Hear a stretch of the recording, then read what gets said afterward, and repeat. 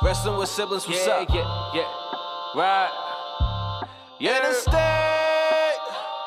Yeah. Life is a fight, so I gotta get right. Can't have my back on the ropes. Never. This for my sister and bro. I swear that we'll make it, that's all that we hope. Life is stone cold. Get hit with a sinner, that's all that she wrote. The world that we live in has made me cutthroat. I started rapping about life just to cope. Now I spit fire like Ricky Steamboat. Straight from the bottom, got so much to gain. I had to grind just to build on my name. People call me champ, I'm feeling like Dwayne. I laid it smack down, here comes the pain.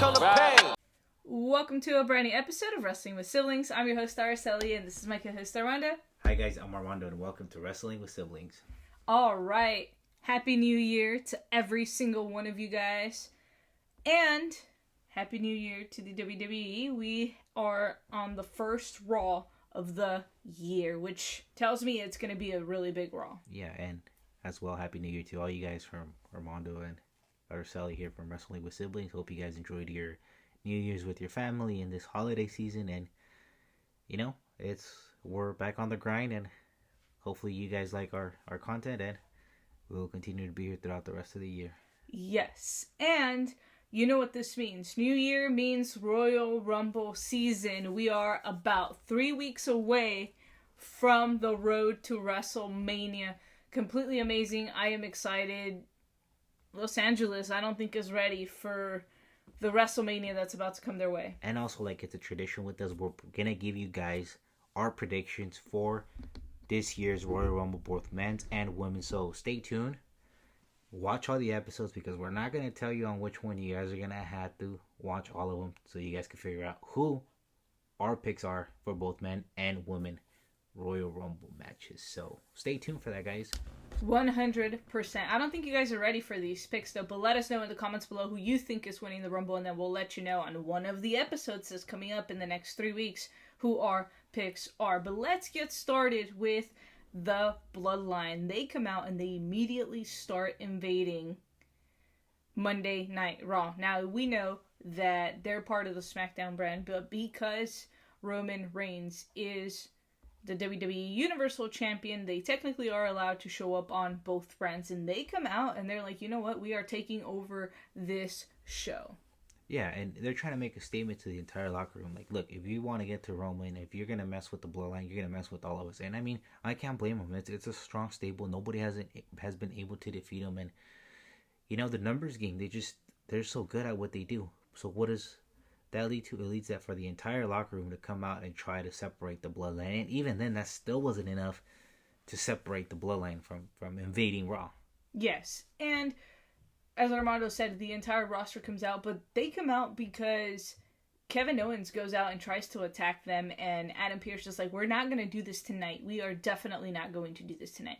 Now, if you think about it, it's very, very interesting, because he kind of sends out a warning to not only the Bloodline, but Roman Reigns. And he's like, they do not own this show. This is my show, which leads me to believe if Roman keeps breaking these rules, there may or may not be some consequences to his actions. I agree. You know, I think Roman is taking it too far. I think we all know that he is a top dog in the WWE, and I think he's taking it too far with both Raw, especially with Raw. You know, I don't think there's no need for him to invade, but he's trying to make a statement. He's trying to prove that, you know what, I run this business, and this is all me, and if you guys want to get to me, you guys need to get through the Bloodline. And I can't blame him. His track record definitely speaks for himself. He is the undisputed champion of the WWE right now, so I can't blame him.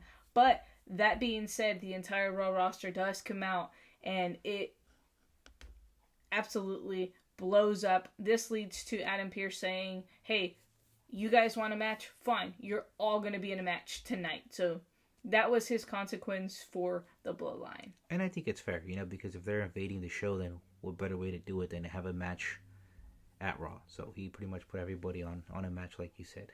100%. Let's move on to the very first match of the night, which was Bianca Belair versus Alexa Bliss for the Raw Women's Championship. Starting off the year strong. I don't know if we're starting it off real strong for Bianca Belair since she's going to be defending, but I have all faith in Bianca Belair. Yeah, and this is Bianca's first opponent for the new year, and it's not going to be easy because Alexa Bliss is a former champion, and she's always been up there, and what better opportunity for Alexa Bliss than to regain her championship back then, you know, on the first episode of Raw, in New Year's. I mean, she looked pretty good. She was dominating, even though the size difference was there, and the powerhouse too. But I mean, Alexa Bliss has experience. She's done it all, and she's won them. And I think this match, she showed her experience, and I think she could have been victorious. I think she could have won, yes, but I feel like Alexa wasn't fully there. I think she wasn't fully 100% to her best potential. Yes, I understand that she was at a point where, at a very vulnerable state, I want to say that. We've seen some sort of transformation from Alexa Bliss over the last couple of weeks, and I think she really let that get in the way, which we saw throughout this match, where she starts to see Uncle Howdy masks standing in different parts of the ring, which leads her to absolutely snap. Now, let's me to believe, are we going to see her as Sister Abigail, which, keep in mind, was never really confirmed, or are we going to see another version of Lily? We know that she kind of was Lily before, but does this lead to her being a Sister Abigail? It's very, very interesting, because we saw a completely different side of Alexa. She was doing well in the beginning, and then as this match went on, it benefited Bianca Belair even more. I think she's turning back into her old self. I think she's going to go back to being the Alexa Bliss that we saw with The Fiend. I think she's going to, develop into probably being Lily. And I think Uncle Howdy's going to do a huge part. If it wasn't for that distraction, I do believe Alexa Bliss could have been victorious, just because she became to dominate certain aspects of the match, and I think she had Bianca's number. And like I said, if it wasn't for those distractions that she had, I think she probably would have been victorious, and we would have been saying that Alexa Bliss would have been the new Raw Women's Champion. And we haven't seen Alexa Bliss as champion in years. I think it's definitely the time for her to regain that spot as the It Woman. But again, Bianca Belair went in extremely confident. It was her hometown, I believe. She went in and she absolutely knew, you know what? Alexa Bliss is the type of competitor that can take me beyond my means. And that's exactly what Alexa did. Alexa took her to a point where we haven't seen Bianca Belair in a while. I think Bianca went really prepared. I think she knew what she was getting herself into. Anything unexpected can happen with Alexa Bliss, and I think she was prepared for that. And that led to her victory. And I think I did see a little Bianca. She was a little off. I think all those matches throughout the year are starting to get to her being champion. The pressure from Bayley, from Damage Control, now Alexa Bliss. I think everything is just starting to get to her. I think she's starting to feel the pressure as champ. And you know what? That's what it takes to be a champion. You have to be able to be at the top of the mountain all the time, and you're gonna get comers from all sides. And I think Bianca's starting to feel that on her part. She's the number one target on Raw, and everybody's gonna come for her because she holds the highest standard in women's wrestling right now, or at least in the WWE with the Raw Women's Championship, and you can tell that it's starting to get to her. Keep in mind, this is the most important season for the WWE. She's going into the Rumble, and then after that, she has to go into WrestleMania. Will she walk in as champion? We don't know, but the probability is that she will, and she's got to be very, very prepared for any opponent that steps in her way. Alright, let's move on to Elias. Poor Elias, man. They never let the guy finish. Never in the history of Elias being in WWE has he ever been able to perform a song. It's an injustice. I mean, every single superstar that goes out there doesn't want Elias to perform. I mean, I personally heard his music, and I think he's great. I think he deserves a Grammy. Again, he hasn't been nominated. I don't know who's in charge of the Grammys, but if you guys are, nominate Elias. He will sell out the Grammys for sure. Hey, if he finally gets to perform and we get to see him at the Grammys, just imagine that. You'll finally get a live performance from Elias. But in this case, Solo Sikoa was like, absolutely not. He comes out and this leads to a match between Elias and Solo. This is a different version of Elias that I've seen, and I kind of liked it because he was aggressive. But not only that, he was trying to get revenge. If you guys remember a couple weeks ago, Solo tried to pretty much end Elias' career, and this was the perfect opportunity for Elias. I mean, we saw an aggressive Elias. He was focused. He really wanted to damage Solo, and I really like this version of Elias. I think if he comes out as this version of being aggressive, being focused, and the way he came out in this match, I think he's going to do great things. Also, I do agree with you, but I think he went in to this match with a lot more confidence, and that's something we don't usually see from Elias. And aside from that, I don't know if it was because there was no bloodline with Solo, it was literally just Solo by himself, or if Elias is like, I am coming for every single person from now on, and he gave a performance of a lifetime. I love this new character. I think it's going to go really, really great for Elias. I think it also had to do with revenge, like we said. You know, I think that was a huge factor on his point. You know, he was able to focus on the match, and you know, he was being aggressive. He was just swinging those guitars and breaking them on Solo's back like crazy. You know, and they went pretty much everywhere around the ring, and I really like this version of Elias, especially against a competitor like Solo. We know Solo is the toughest guy in the Bloodline. You know, I mean, they would break guitars on his back and he wouldn't even move. I know, that is absolutely insane. And as I said, or as Armando said actually, Elias gave him a performance of a lifetime, and Solo is the guy right now in the Bloodline that is probably the most powerful, and he showed that. And you gotta give props to Solo, man. He does not miss a single beat. Every single move that he does, he connects it. And he makes sure it is perfect every single time he connects it. And that's something that is going to help him in the long run. And again, guitars were broken, drums were tossed, everything was chaos. But again, this type of match always benefits somebody like Solo. Yeah, the aggression, the power, definitely it does. And, you know, poor Elias got put through the piano, and unfortunately, he lost. Yep, poor Elias. Well, hopefully next week he gets to actually perform an actual song, since his feud with Solo might potentially be over. Alright, let's move on to the Usos and Sami, basically the Bloodline, versus the Street Profits and Kevin Owens. These teams are absolutely breaking all glass ceilings that there is for tag teams. You have the Usos. We've said it before. They are probably the best tag team in the WWE right now. And I think followed by them is the Street Profits. I think Ford is going to be...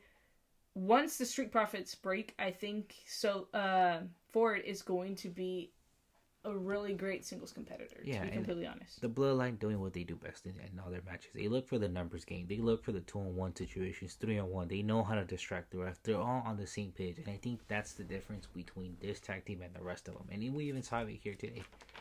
You know, they look to isolate Kevin Owens. They look to isolate Angelo Dawkins. Why Montez Ford wasn't all there because of what had happened to Bianca Belair earlier. You know, we kind of see him like days off here and there. So, you know, they took advantage. It was pretty much a 3-on-2 match. And what do? They just pound on you like dogs.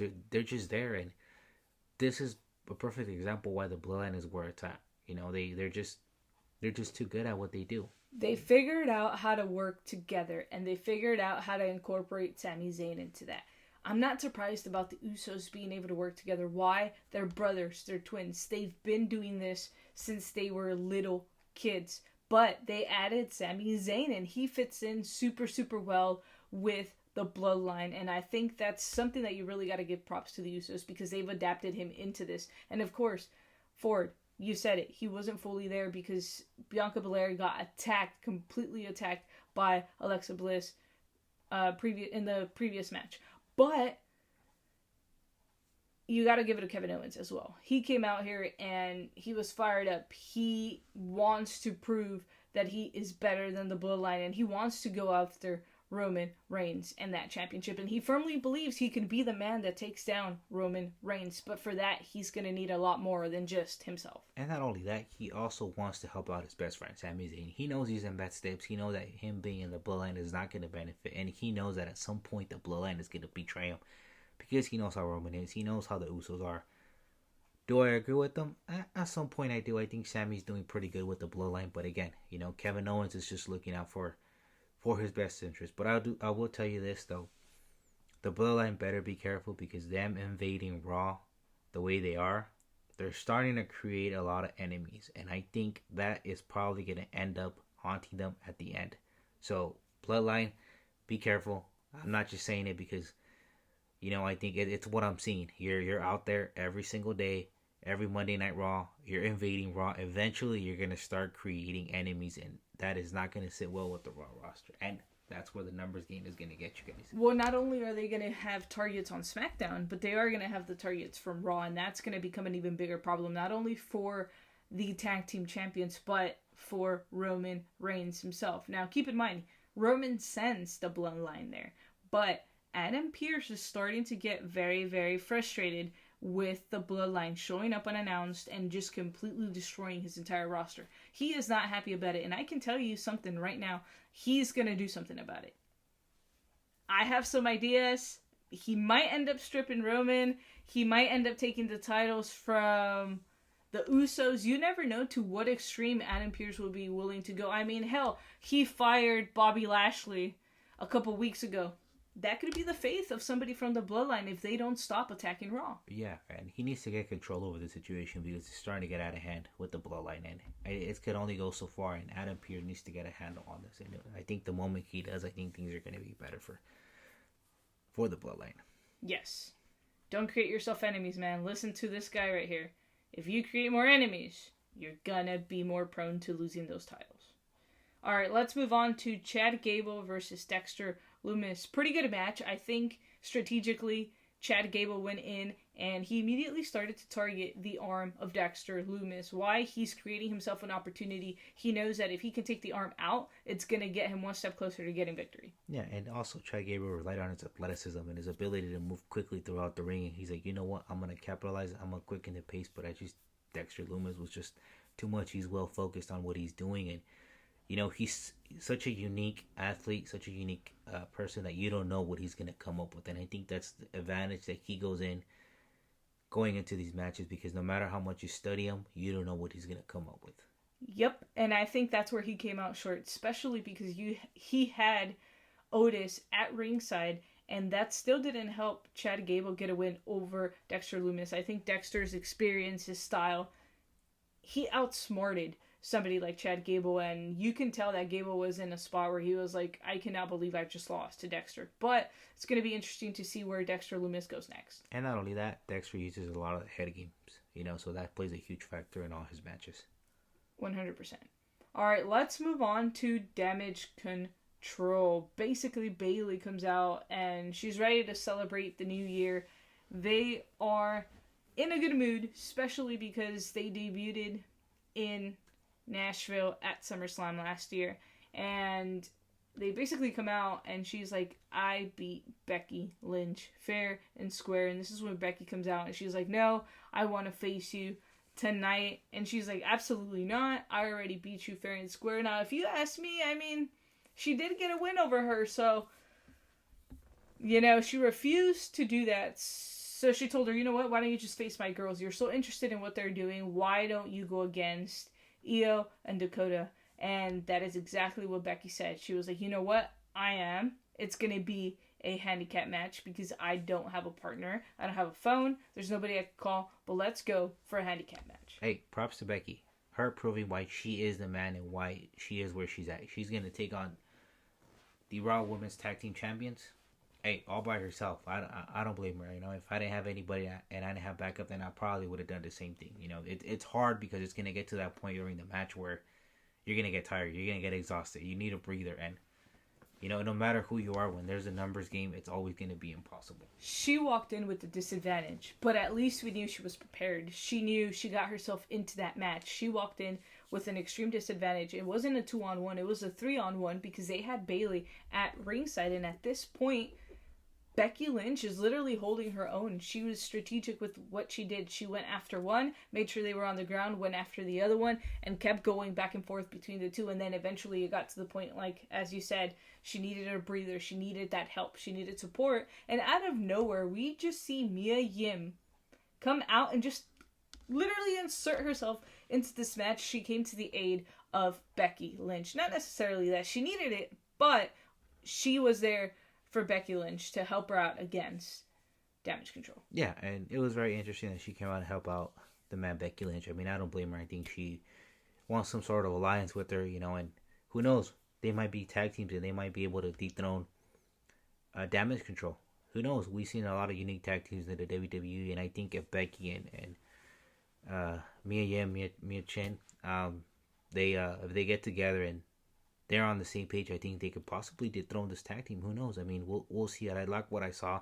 You know, the couple minutes they were in the ring together and they worked as a tag. It looks like they were on the same page. So I think they're gonna want to go for the WWE Women's Tag Team titles for sure. I can see that happening. I can for sure see that happening. But you have to give props to Damage Control. They have held down the division for as long as they possibly could, and they work really, really, really well together. And I think their mentor, being Bayley, has really taken this team to a whole nother level. They are ready for a fight at any given time. They are there, they show up, they defend the titles when they have to defend those titles, and they work really, really well together. And you have to give them those props, because I think not everybody has that, and I think that's where people underestimate them. And Bayley, knowing Becky Lynch, she knew that if she kept on picking at Becky, eventually Becky was going to snap and attack her, or vice versa. And sure enough, that's what happened, and that's when Damage Control was able to take control of the match and pretty much get the victory for their side. This is why Bayley is there, to manage them. That's what she does. She makes sure she's right there at the right time, at the right moment, for her team to be able to get a win, and that's exactly what they did. They got a victory over Becky Lynch. They pinned Mitchin, but they still got to win. A win is a win, man. She took it for the team, and at the end of the day, they were successful. Yes. All right. This is probably by far the best segment, I think, that happened on Raw. We got to see Dominik Mysterio come out, and he says prison changes a man. He's a completely different person. Obviously, him getting arrested over the holidays, specifically on Christmas Eve, because he went over to Ray's house, and he was basically trying to pull the same thing he pulled for Thanksgiving, which was trying to attack Rey Mysterio. Yeah, and all I gotta say is, where's the Judgment Day? I mean, they couldn't bail him out. They left him there over the weekend. I get it. The weekend, probably, jail or prison was closed, and, there was nobody working in the office, and he probably had to get processed. I mean, I don't know how it works, but again, Judgment Day, I mean, you can't let your boy be there, I mean, I know he's already got the street cred because he's in the can, but hey, you know what? we'll see how it plays out for Dominik. I think they were just enjoying the holidays with each other, and they completely just forgot about Dominik. Yeah. Where was Rhea Ripley in all of this? Yeah. That's mommy right there. So she completely just left him stranded in prison, but I think he's ready to come back. It said he's a changed man, so we'll see when he makes his return back to TV how changed he is. I think we're gonna see a better side of him, more confident, more with a little swagger, more like, you know what, I'm a badass. I think this is what he's needed for his character, because I think he's doing a good job. He just needs a little bit more of that little sauce, that little spice to, the pep in the step. That's what he needs, and I think he's going to do good, and hopefully this is, he learns a lot while he's in jail or prison, wherever he's at, Did you see that he has a teardrop tattoo under his eye? Yeah. That is by far the funniest thing, because no matter how bad you can portray Dominik, he still has that baby face, so he still looks like somebody that wouldn't go up to you and, just pop you one. But after seeing that teardrop tattoo, he is definitely a changed man, and I cannot wait to see him come back so we can see the new version of Dominik Mysterio. He's got the street credit now, so yeah. We'll see where that takes him. All right, let's move on to our main event for the highest price on Raw. Austin Theory is going to defend the United States Championship against Seth frickin' Rollins. I gotta say, this is probably one of the toughest defense for Austin Theory. I mean, he's not only facing Seth Rollins, he's facing the Revolutionary, the Visionary, Seth frickin' Rollins, Mr. Monday Night Raw.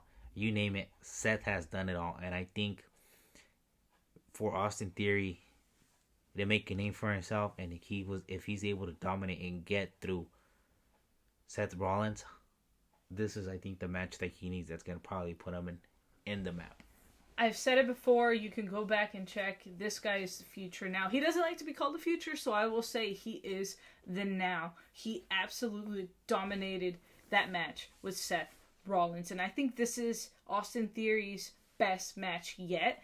Yes, they put him with Seth Rollins, but at the end of the day, you have to analyze what he's been doing. He completely did a 360. He changed his entire character. He changed his gimmick. He goes out there, he performs, and he proved that he can hang with somebody like Seth Rollins. And not only that, he got a victory over Seth frickin' Rollins. A clean victory. Well, okay, he did a couple things here and there that weren't necessarily legal, but as the champion, you gotta do what you gotta do to retain that championship, and that is exactly what Austin Theory did. And I don't think Seth Rollins was prepared for somebody like Austin Theory. Following back on that comment, like we always said, when you're a champion, you had to change your game plan. It's not all about winning, it's all about learning how to survive and how to survive the match and how to retain. Sometimes you don't have to win cleanly, sometimes you have to use dirty tactics, sometimes you have to do whatever it takes to win, and that's part of being a champion.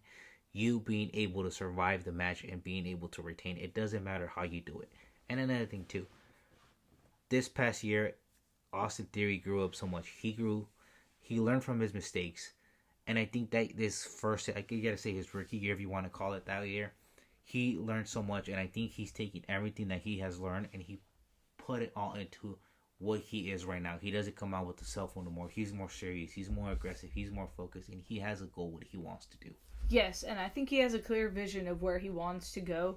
And not only did he just take everything he learned over the last year, I think he took all the criticism and really applied it into his character. I mean, Kevin Owens tried knocking sense into him. Seth Rollins tried knocking sense into him. A series of people tried knocking some sense into him that you have got to get away from this character. You have to prove that you want to be here. You have to prove that this is what you want in order for you to get to where he wants. And that's what he's been doing. And look at him. He got a win over Seth Rollins and he's retaining his championship. You got to give it to Austin Theory. That athleticism, that hard work that he's been putting in over the course of the last couple of months has really paid off. And I would say he's the future, which he definitely is. He doesn't like to be called that. He likes to be called the now. But I don't think you guys are ready for this version of Theory that we're going to be getting. And if I were Roman, I'd be very, very careful because you never know when somebody like Austin Theory may strike. Yeah, I think Roman got lucky with a lot of the cash-ins unsuccessfully by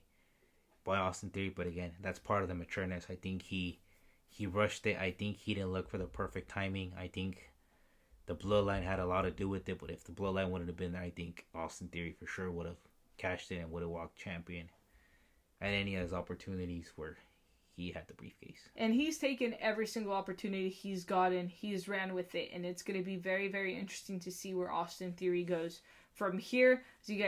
As I said before, this guy is really going to be that person that pushes the future of the WWE. Huge win for Austin Theory tonight against Seth Rollins.